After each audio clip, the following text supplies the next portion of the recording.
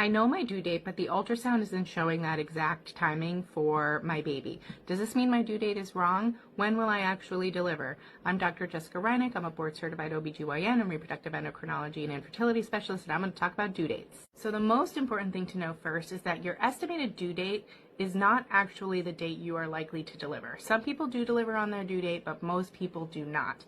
The value in a due date isn't about predicting when you're going to give birth. It's about knowing how far along you are, and that way we can take care of you and your baby in pregnancy.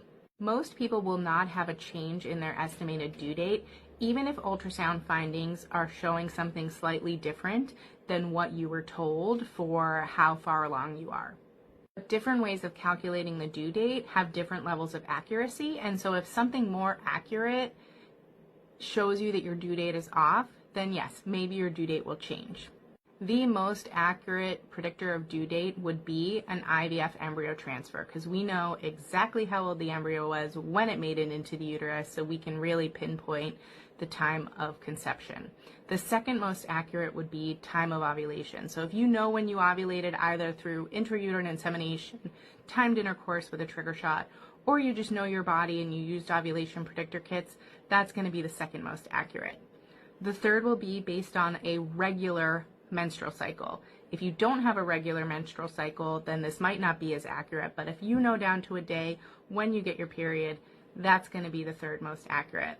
And then after that comes the ultrasound. A first trimester ultrasound is more accurate than a second trimester ultrasound, is more accurate than a third trimester ultrasound. The only time that a pregnancy is going to be redated is typically if an ultrasound shows a certain length of time off from the due date or gestational age, and this changes through trimester, and a more accurate method for dating hasn't already been established. So again, even though you might ultimately not deliver on that date, and most likely based on what we know, you won't deliver on that date, it is important to know that date and keep that date in mind while doing prenatal screening.